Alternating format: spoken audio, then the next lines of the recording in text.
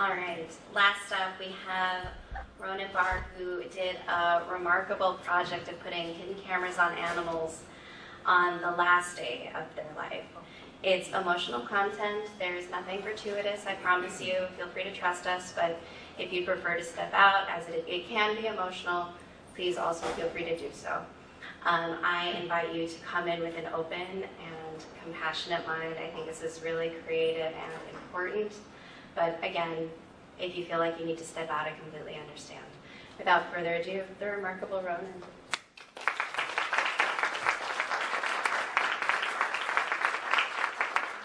Thank you very much.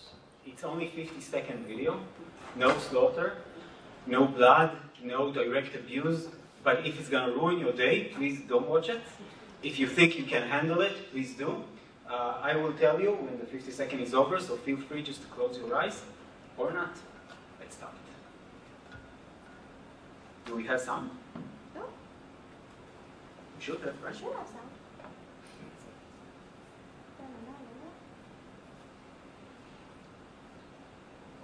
Adam? Yes. Sound? I have that here. Okay, let's give it a try. Try it one more time.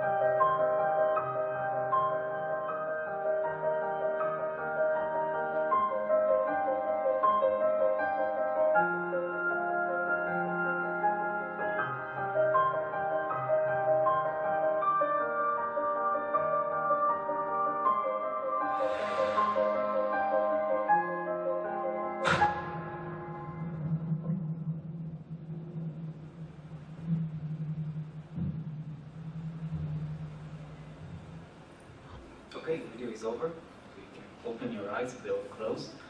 We made this video so it's not censored by social media platforms, so we cut out the hard stuff. I'm going to go back to that video and explain more about what we did. But I want to start by just saying a few words about Sentient. We are a meta non-profit in the investigative space. We help activists do undercover investigations. We create tools, the camera on animal that you just saw being one of them. We execute investigations ourselves, and we create content on social media. I want to bring you 15, 16 years ago to when I was studying journalism. My background is journalism. I was also an undercover investigator in slaughterhouses in Israel and other places. And we had a task in the journalism school to do a story about something. And I said, of course, that I want to do a story, surprise, surprise, about farmed animals. And the teacher said, you cannot, because you don't have anyone to interview. So I didn't. And during my career as a journalist, I did stories about facilities hurting animals, like slaughterhouses. I did stories about practices. I did stories about industries. I never did stories about individuals. Never.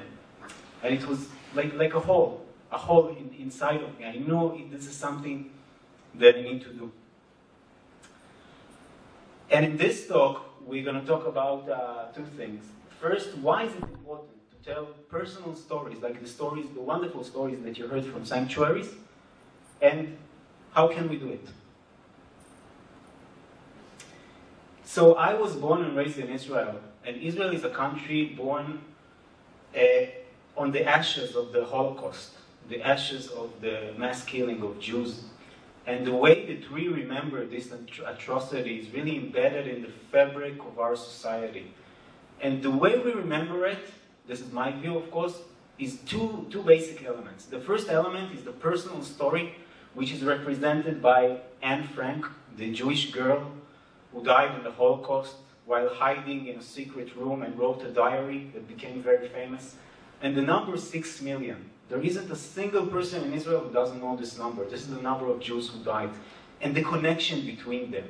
So you have the personal story, but the mind of people can extrapolate this personal story into the masses, into the 6 million. So it's the combination of both. It's not just one, and I think only the personal story is not enough. Then it's a tragedy, but it's not like an atrocity, right? And only the numbers, it's not enough, because then I don't have any emotional connection. I think you need both of them. I think you need both. And what is a story? Or let's say, what is a picture? A different question. What's a picture? A picture is a moment frozen in time, right? I don't know what happened to that polar bear a second after the picture was taken. I don't know where he came from. But a very good picture can tell a story. But usually we need more and more pictures, right? So they say a picture is worth 1,000 words. But if you take 1,000 pictures, that's a video. So a video is like 1,000 pictures, right?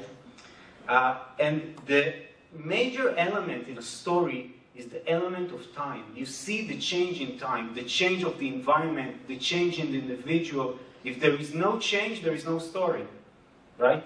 This is the key element. And the longer you can stretch this story, this change in time, the better it is. So that's the difference maybe between a frozen moment and a story. And if I talk to you about this boy, this Ukrainian boy that died, let's say I'm making a story about him, and I would tell you, listen, this boy was really, really good. He's 12 years old. He was really good at physics, but bad in mathematics. Do you know those people? Usually it's aligned, like if you're good in physics, you will be good in mathematics, right? But sometimes it doesn't align. And with this boy, it didn't align. And then a missile was shot on his school and killed him. And you may ask, why did you need this small nuance, right, about this boy with mathematics and physics? I mean, and if he was bad at mathematics and physics, was it okay to kill him? You don't need it logically, but you need it emotionally. Because once I told you that, you got a little bit more connected to this boy. Because maybe you are like that. Or maybe you know someone who is like that boy. And I think that as a movement, with the big exception of sanctuaries, we are a storyless movement, with the big exception of sanctuaries. We don't tell personal stories of animals. I don't tell personal stories of animals. I never did. And a polar bear, a picture of a polar bear, is a symbol of something. It's not a story of an individual. A story individual of this polar bear, maybe he likes to play with other polar bears and he has a specific friend which is a polar bear. Tell me something about his personality. And if we were to establish animal personhood, which is, I think, is a major goal of our movement, we need to tell personal stories of animals. And I see this with wild animals, by the way. The fact that we don't have personal stories. Sometimes I give lecture about what I call the wild animal genocide. I rather not call it environmental destruction or something like that. I call it wild animal genocide. And I hear a lot of, and then I ask the question, we have trillions of wild animal victims every year. A lot of them are fishes that die due to human activity. Please give me one story of such an individual. And I ask this in front of environmentalists. Never has anyone said, oh, I know a story, except one. I have to say, except one. And even animal rights activists, when we talk about the meat industry, let's say, I like to call the slaughter industry, we say the meat industry is causing deforestation. But we don't say the meat industry is killing wild monkeys. Only during the 90s, only from deforestation, more than 300 million primate monkeys died. The meat industry is killing wild monkeys. So when we do tell stories about personal animals, people care. And it makes a real difference. And what you see here is a hyena named Ruti. Ruti lived in a small city, not so small city in the center of Israel called Modi'in. And you see she even had a Wikipedia article on her. And even people even made tattoos on their hands of Ruti. And Ruti was a star. She was the symbol of a fight against the construction plan in the city of Modi'in that was supposed to ruin her home and probably get her killed. And it started as an April Fool's joke. Written a post in the name of Ruti to the mayor saying, thank you very much that you agreed to cancel this construction plan and keep me alive. And when people in the city of Modi'in understood that that was a joke, it's not real, some of them literally cried. They cried. Ruti was a big star and some people cared for her a lot. but others feared her. And it got to the court because some of the residents of Modi'in said she gotta be evacuated from the city. She lived between the wild and the city. And the court ruled that she should be evacuated. And in this stage, she already had this transmitter that you see on her neck. So they knew where she was. And still, they couldn't catch her. Like the Israeli National Park Authority, they brought a helicopter to chase her. They brought snipers. They put so much money because they had to. The court ordered, you have to catch this hyena. No one could catch her. She ran away from everyone in a way that they couldn't catch, and she hid in caves. And Ruti also learned how to cross roads in the pedestrian crossing. And she was really someone that the city liked and loved. And unfortunately, the end of Ruti is very tragic because she was killed in a car accident. And this is her obituary. And when she died, 200 people from Israel marched to the place where she died in her memory. People really, really, really loved Ruti. This was because one very good activist from the Israeli environmental movement decided that she's going to frame the fight not for diversity of species in the forest near Modi'in, and not for the environment, and not for the planet, but specifically for Ruti. And it really worked, and it works in other, I think, examples. Who heard about My Octopus Teacher? Great. I think the most amazing thing about this movie is there's nothing amazing in it. Really, nothing surprising happens. Like, this guy comes again and again and again, visit the same animal, and see what happens. So I think this is a really good movie. And you have The Dodo, which also tell individual stories. And it's important to say that studies about the identifiable victim effect shows that when you identify the victim, people care more, they donate more, and this is true also for farmed animals. So I want to go over fast about the ways that we can, just suggest some ways that we can tell the stories of animals. And one way is the Camera on Animal project.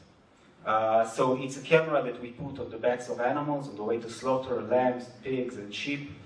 And it creates a strong bond between the person who's bearing witness to the animal and the animal itself. So I worked at slaughterhouses in Israel and abroad, and I never got so connected to a specific animal as I did when I bore witness to Tom. We will soon see the story of Tom for 7 hours, seeing live every minute what is happening to him. And when I worked in these places, it's a moving line. You get to be with one animal and then another animal. But here it's very different. And you get to experience the nuances. You get to experience the nuances through the animal's eyes. And every animal that gets a camera gets a name. And we see it as the right to tell. Like you have the right to rescue. This is our right to tell their stories. And their right to have their stories told. And you remember I told you that my teacher said, you don't have anyone to interview.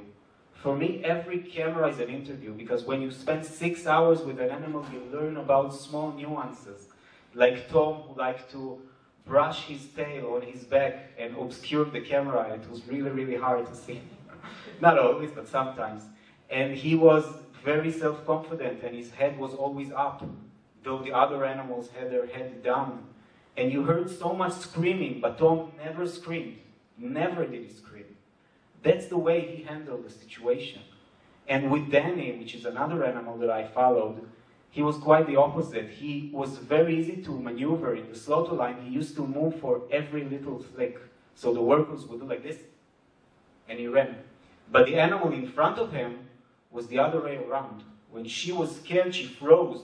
She just froze. She couldn't move. So they brought the electric probe, and you know the rest of it.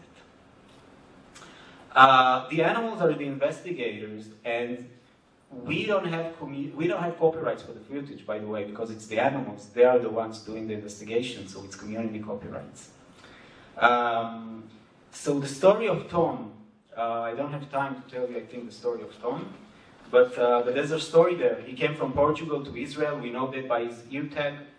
And in the slaughter line, the animal in front of him got so scared that he managed to turn around, get on Tom, when Tom's horn pressed his belly, and just try to escape, but of course he couldn't, and they were both slaughtered in about 13 minutes. Yeah. And there is the story of Danny, and the story of Alexa, and the story of Max, the pig, and we try to tell individual stories from this experience of being with those animals for hours.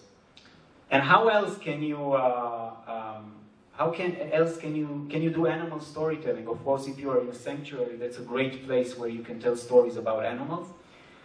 The way that we do it now is also we can, for example, if I stand on the street now and I'm talking to someone who comes, I don't tell him, did you hear what happened to animals in the meat industry or the slaughter industry? I'm telling him, did you hear the story of Danny?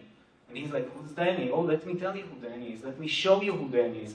Let me explain to you about Danny through my eyes also. And we see this as a trio. Your story as someone who sees the pictures are very important because humans really can relate to humans. And the animal story is very important, but also it's very important to tell the story of the industry. And you tell the story of the industry through the perspective of the individual. So when I explain about slaughterhouses building the slaughter lines very narrow, I tell him, look at Danny, he's trying to turn around in the slaughter line. He can't because they build them very narrow. So you use the micro, you use the small story to highlight the big story. And it can also work in campaigns. So think about a campaign. Milka is just a generic name, of course, of some animal product brand. It can be Tyson Foods or whatever. Not Milka is hurting animals, Milka is breaking the law. Milka wants to kill Kylie.